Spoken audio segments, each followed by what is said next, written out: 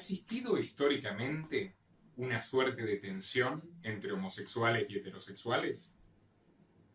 ¿Acaso tenemos intereses contrapuestos por nuestra elección personal de quién llevar a la cama?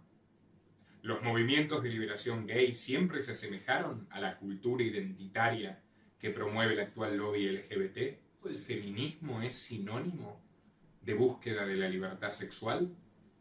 Contestaremos muchas de estas preguntas y otras más en esta nueva edición de Los Liberales con la colaboración de un amigo de la casa, Fernando Bravi. Para comenzar el abordaje de este tema, quiero ceñirme a la biología evolutiva. La prueba irrefutable de que la homosexualidad es tan natural como la heterosexualidad es la persistencia evolutiva de los caracteres homosexuales, tanto en nuestra especie como en otras 300, incluyendo a los primates bonobos, a los delfines y a los leones. Cabe destacar que lejos de obstaculizar la reproducción y la perpetuación de la especie humana, son los mismos genes que favorecen el desarrollo del deseo hacia parejas del mismo sexo los que en menores cantidades aumentan la fertilidad. Por tanto, en bajas dosis, el mismo gen que determina la homosexualidad favorece la reproducción de los heterosexuales. Por otra parte, está demostrado que tanto los varones homosexuales como las mujeres homosexuales ayudan y contribuyen a la crianza de sus sobrinos y por tanto esto redunda en que quienes tienen hermanos homosexuales tienden a tener más hijos que en las familias donde predomina la heterosexualidad. Dicha sobredominancia genética demuestra de manera inapelable que no existe ninguna causa biológica que genere conflicto entre homosexuales y heterosexuales. La homosexualidad, como sostienen algunos reaccionarios, no solo no es contranatural, sino que es coadyuvante de la continuidad y la evolución de nuestra especie. Haciendo un poco de historia, la referencia jurídica más antigua a la homosexualidad está ni más ni menos que en el primer cuerpo legal público. El Código de Hammurabi, hace 3500 años, contemplaba y aceptaba el matrimonio homosexual, permitiéndole a las sacerdotisas de la Mesopotamia casarse con mujeres y hacer suyos a sus hijos, constituyendo familias poseedoras de todo derecho. Es de sobra conocida la proliferación de la bisexualidad en Grecia clásica, puesto que en prácticamente todas las ciudades helénicas, buena parte de los varones mantenían relaciones homoeróticas con otros varones sin perjuicio de sus relaciones conyugales y familiares con mujeres. Asimismo, la isla de Lesbos le da el nombre al lesbianismo y esta realidad no estuvo exenta de una curiosa contribución a la historia militar griega. Por ejemplo, el batallón sagrado de Tebas estaba compuesto por 150 parejas homosexuales que enfrentaron y vencieron en numerosas ocasiones a los bravos espartanos, entre quienes también imperaba esta tendencia. Más adelante, en la Roma helenizada, también existía una amplia aceptación social de este fenómeno, y una prueba objetiva de ello son las numerosas estatuas dedicadas a Antino, novio del emperador Adriano, cuya muerte vistió de luto a buena parte del imperio.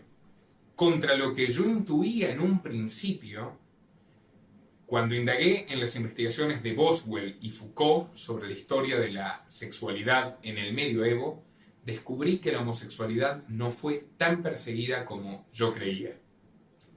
En Bizancio, la Roma de Oriente, se celebraban bodas de la semejanza, lo que constituye otro precedente del matrimonio homosexual. En tanto, en los dominios árabes e islámicos, era considerada bastante normal, y hay un indicio de ello en aquel pasaje de las 1001 noches, donde un jeque dice: «Cuídate de la mirada de los bellos jóvenes, porque es más tentadora que los ojos de la más tierna de las mozas». En lo que refiere a la Europa católica y oscurantista, hubo menos ejecuciones en los 1000 años de la Edad Media que en los primeros 50 del siglo XX. Recién en el reinado de Felipe II y con la Inquisición intentando monopolizar el poder punitivo en España y en las Américas, comenzó una persecución más hostil a las relaciones homosexuales. Recién en el reinado de Felipe II de España, entrando al Renacimiento, y con la conquista progresiva de poder punitivo por parte de la Inquisición, sirviéndose de las tesis de Agustín de Hipona y Tomás de Aquino, comenzó a endurecerse la persecución contra los homosexuales. Al mismo tiempo que se les acusaba de traficar con brebajes, las brujas, que eran mujeres independientes, a veces lesbianas y usualmente parteras, fueron las principales víctimas de esta acometida. Más adelante en el tiempo tenemos un precedente de la defensa de la libertad de los homosexuales en la Francia del siglo XVIII. Fue ni más ni menos que el liberal Charles de Villiers, ahijado y amigo de Voltaire, brillante abogado, jurista y militar, electo diputado de la Asamblea de 1792, quien es conocido por su discurso "Los hijos de Sodoma arriban a la Asamblea" y por su férrea oposición a las masacres de septiembre y las matanzas de católicos de a pie llevadas adelante por los jacobinos. Frédéric Bastiat, uno de los más grandes economistas liberales de todos los tiempos, si no el que más, presuntamente mantuvo relaciones homoeróticas con Félix Coudreau, un joven que adhería a las tesis de Rousseau y con quien Bastiat mantuvo profusa correspondencia, mucho más que con su fugaz esposa, con quien apenas convivió y de quien no se le conoce mayor vínculo que el matrimonio y su posterior separación.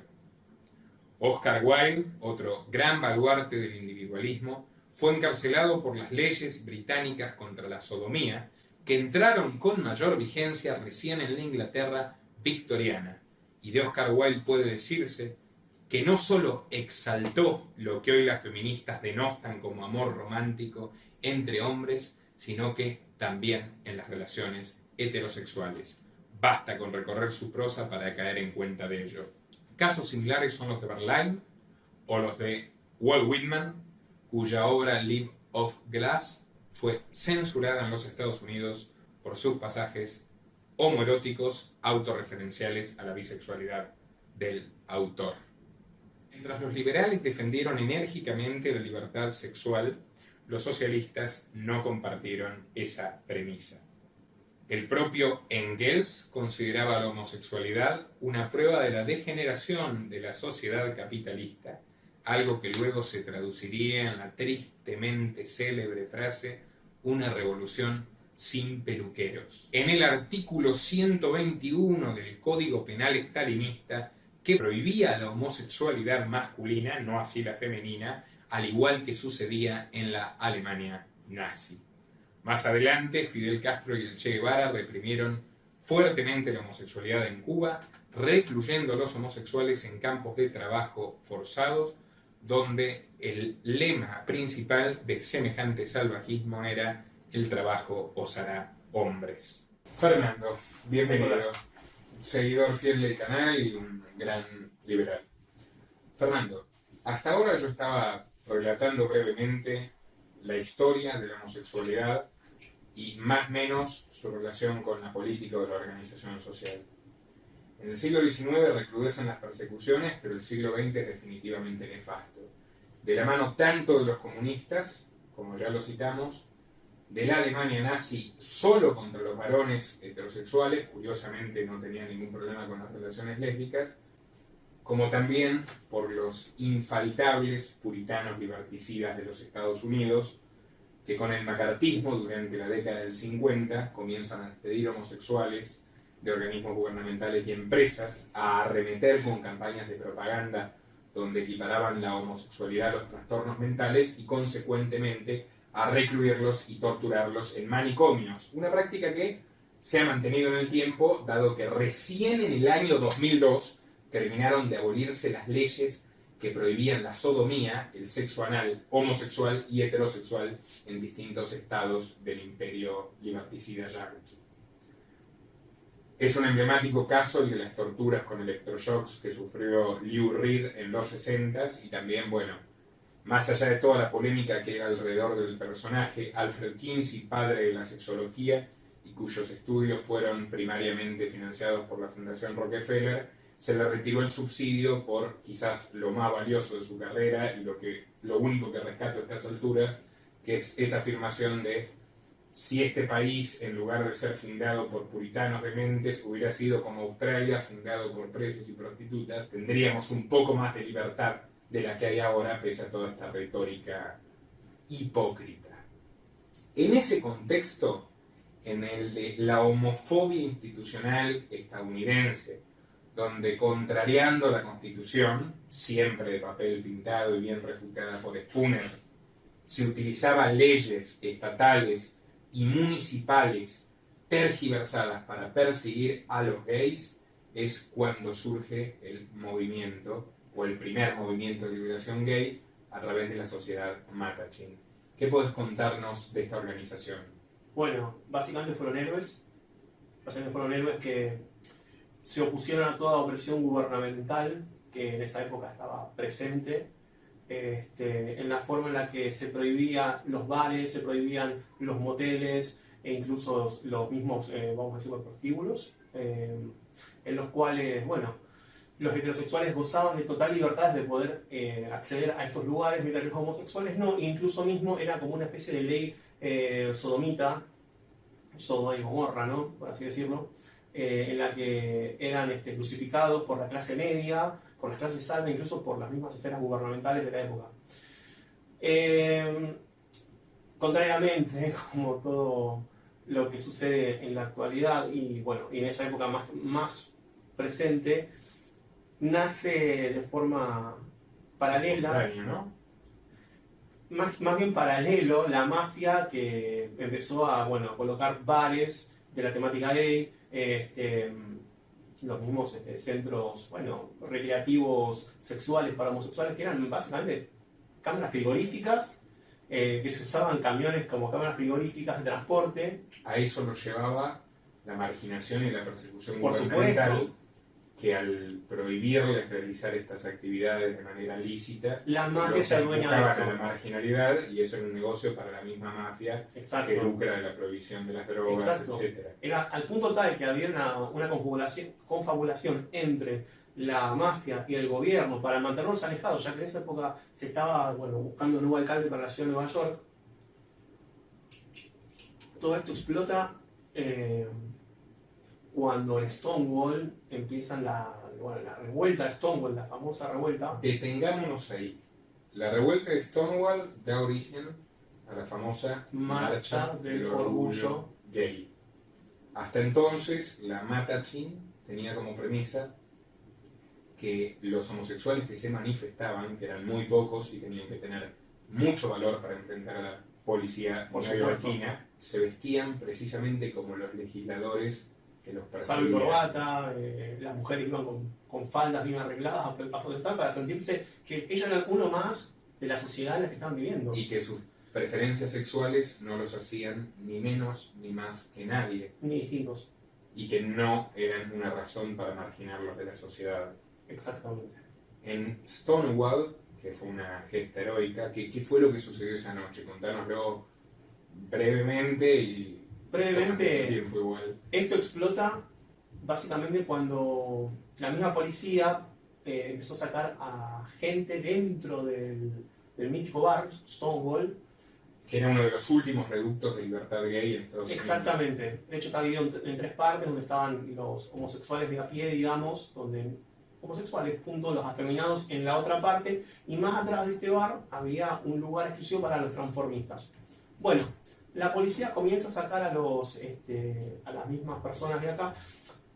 Había una prostituta a la cual le estaban pegando, y los mismos homosexuales ya se estaban exaltando ante tal depravación. Se rebelan, digamos, contra que ya estando marginados en un gueto, literalmente, donde se les vendía licor adulterado, la policía tenga la cara rota de ir a sacarlos de ahí y terminan generando una batalla que se prolongó horas y días. Y nadie de ninguno de los medios lo mostró a las grandes masas, a las urbes.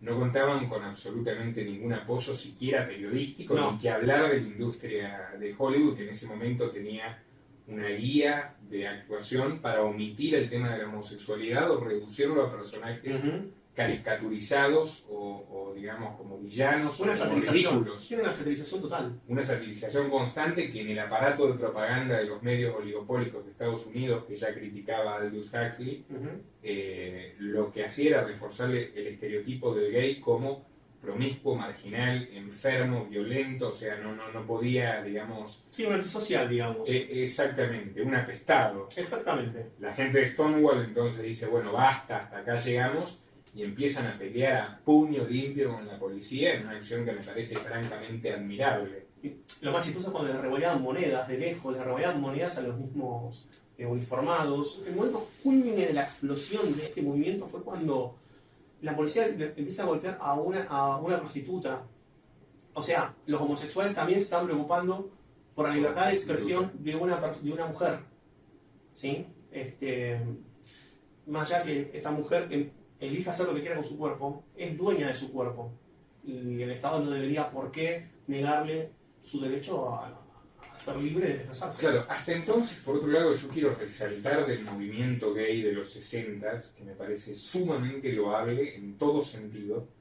Primero, que no solo defendían una causa netamente liberal, que es la libertad individual, la libertad sexual, el autogobierno de las personas sobre su cuerpo, sino que tenían una concepción, siendo marginados por la mayoría social, tenían una concepción muy fuerte de libertad integral.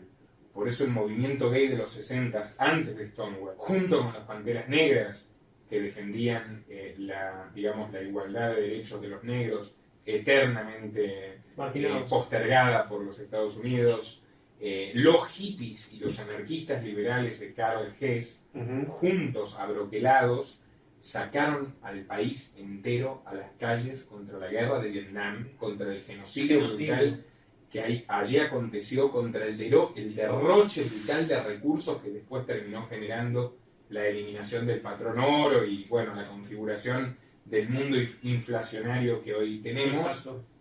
Y no era una cuestión ahí ni siquiera de los derechos de los gays, sino de la libertad en general. Ellos entendían que no solo tenían que luchar por su parcela de libertad, siendo incluso más marginados que el resto, sino por la libertad de todos. Ahora, después de la Matachin, esto, en vez de mejorar luego de aquella victoria, curiosamente empieza a degenerar. De hecho, debería haber evolucionado un movimiento mucho más libertario, o más liberal, como lo quieras llamar, donde se defienden las libertades individuales de cada de las personas, y sucede todo lo contrario. Hay un viraje, digamos, muy Más que fuerte un al viraje, estatismo. Es una vuelta de timón absoluta, o sea, sin sentido. Pero eso igual tiene una razón de ser. ¿Sí? Yo indagué en el trabajo de investigación para mi libro Feminismo, Sociedad Anónima, que bueno, está en camino. Yo indagué las causas de esto ya hace un tiempo y es muy interesante constatar cómo el movimiento gay después de Stonewall empieza a ser considerado un peligro de verdad para las autoridades gubernamentales yanquis, que ya se la tenían jurada por su participación, aunque fuese marginal, en las protestas contra Vietnam. Vos pensás que, por ejemplo, a Karl Hess le terminan prohibiendo el uso del dinero por llamar a la rebelión fiscal contra Vietnam, y el tipo termina viviendo en una granja autosustentable, por poco lo meten preso un montón de años. A las Panteras Negras, a los que no mataban, los encarcelaban, los torturaban, y los gays también corrieron una suerte muy particular. Pero es interesante porque hasta entonces, ni la Matachin, ni las distintas asociaciones donde también había lesbianas, no habían asumido nunca, jamás, la ideología feminista. Hay que decir que mientras el feminismo se servía de las tesis de Herbert Marcuse, el que dijo que la izquierda había fracasado, al menos en Occidente, en la representación de la masa y que tenía que centrarse en las minorías. Marcuse, hay que aclararlo, para quienes insistan en esta estupidez de que es la nueva izquierda, Marcuse en realidad era empleado de las OSS, que era la agencia predecesora de la CIA, y esta es parte de la historia oficial. Steinem, Gloria Steinem, la mayor referente del feminismo de los 60, o sea, contemporánea a todo esto que hemos venido hablando, admite en una entrevista su participación en el Servicio de Investigación Y se Independiente enorgullece de ello. de la CIA desde Exactamente. 1958 hasta 1968. For the Independent Research Service. That's right. Well, exactly when did your own association with the CIA start, and in what fashion? Did they come to you, or did you go to them? In 1958, when I came home from India, I discussed with student leaders, past and present, many of them active with the National Student Association, this kind of small foundation to encourage Americans to go. They thought it was a good idea, too. En el 59, la Fundación Ford, que es uno de los más grandes lobbies de ingeniería social del siglo XX y de la actualidad, y que sigue impulsando abiertamente el feminismo, en el 69 la Fundación Ford financia la primera cátedra sobre género en la Universidad de Berkeley, y era completamente monocorde el rechazo de las feministas de los 60 a las causas de libertad integral. Famosa es la afirmación de Steinem: Vietnam es una guerra de hombres, que se maten entre ellos. La violencia es cosa de hombres. Y no profesaban ninguna simpatía y ninguna empatía por el movimiento gay. En los 70s... Siendo que era opuesto a su ideología. Exacto. Y en los 70s, después de Stonewall, el FBI comienza una operación de purga contra los dirigentes originales del movimiento gay, la mayoría de los cuales son acusados de pederastia, Sí. de abuso sexual de menores más concretamente, por haber mantenido relaciones sexuales consentidas con jóvenes, que dieron su testimonio de que fueron consentidas. Lo curioso es que allí es donde entra la organización Lesbian Caucus, financiada por la Fundación Ford, promotora de lo que hoy llamamos L primero, por cierto, LGBT. Digamos, el movimiento gay empieza a disgregarse, la MATA, la Organización por la Libertad Sexual de los Jóvenes, es completamente arrasada y purgada, y sus fundadores son perseguidos, encarcelados y confiscados. El Lesbian Caucus se une paradójicamente a Julianne Denson Garber, que era una empresaria cristiana ultraderechista, dueña de centros de rehabilitación de homosexuales y drogadictos, una nazi, y a Anita Bryant, Miss América, republicana también de ultraderecha, en una campaña feroz, como no había lugar desde el macartismo, que entre el 77, 78, 79 y 80 vuelve a poner en las pantallas de la televisión estadounidense la igualación entre relaciones sexuales consentidas y pederastia, perjudicando profundamente a todos los homosexuales, fundamentalmente a los hombres homosexuales, y barriendo con los héroes de Stonewall. Exactamente, los fundadores mismos. Y es que ahí es donde empieza a imperar esta concepción fundamental del movimiento LGBT contemporáneo de Judith Butler, que es lo privado se hace público, el sexo es político, porque ya es curioso como la misma organización criminal que oficia del Ministerio de Salud del Mundo, la OMS, consideraba a los homosexuales enfermos año 90, recogiendo digamos, las votaciones de la Asociación Americana de Psiquiatría, que es la que formula el manual de diagnóstico de las enfermedades mentales, hasta el 90. Y del 90, cuando ya gobierno de Clinton, y empezando el gobierno de Clinton, creo el 92 más exactamente, cuando esto se retira, digamos, la concepción de enfermedad, la ONU pone $90 millones a través del gobierno de Clinton, con la condición de que sea administrado por las autoridades de la Confederación LGBT, que eran en ese momento lesbianas feministas. ¿Vos fuiste discriminado por tu familia, por tus amigos, por el colegio? No.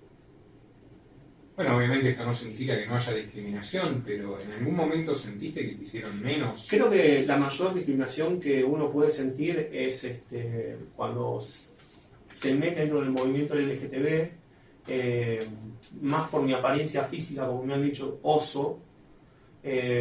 Siempre se fijan en cuánto sobrepeso tenés, o cuán flaco estás, o cuán masculino sos, o cuán femenino estás, y dependiendo de todo eso es un factor de selección. Es como ir al supermercado y elegir la fruta mejor estacionada para su compra. vos sos abiertamente provida, o Sí. sea, liberal, gay y provida. ¿Sí? Hoy por hoy el movimiento defiende los movimientos progresistas, los movimientos de izquierda, y estos fueron los primeros movimientos que nos exterminaron. Puedo nombrar la Segunda Guerra Mundial, el nacionalsocialismo, puedo nombrar a la Rusia comunista, puedo nombrar Cuba, Che Guevara inclusivemente, o más precisamente, la revolución no necesita peluqueros, Mao, que decía que eran enfermos mentales. Mao, por ejemplo. Todas estas ideas de izquierda que hoy están apoyando y están llevando pancartas son las mismas ideas que los persiguió y los masacró. Me parece de una ironía atroz que actualmente las mismas feministas de la Liga Antisexo que arremeten contra el porno y la prostitución, en sociedad con este lobby LGBT identitario que te margina a vos por no seguir su guía del pensamiento único, Exacto. están en contra del alquiler de vientres. Están en contra de los vientres subrogados, o sea, de que una mujer pueda gestar un pibe para que dos gays puedan tener un hijo con la sangre de uno de ellos. Exacto. Es un delirio criminal. O sea, la feminista diciéndole a la mujer, vos no tenés derecho sobre tu cuerpo. Tenés derecho sobre tu cuerpo para abortar, pero no tenés derecho sobre tu cuerpo para gestar. Y vos, obviamente también ahí está el prejuicio socialista contra la libertad económica y contractual, y vos que sos gay, no tenés derecho a un hijo de tu sangre. O sea, adopción sí, hijo de tu sangre no. Esa polémica Tiene un que núcleo está creciendo, Tiene un núcleo obvio, eugenésico. evidencia que es objetivo que esta sociedad LGBT feminista, autoritaria, identitaria y misándrica está, digamos, persiguiendo entre muchos otros fines, además de la represión estatal, además del aumento del estatismo, además de apadrinar las minorías, la eugenesia.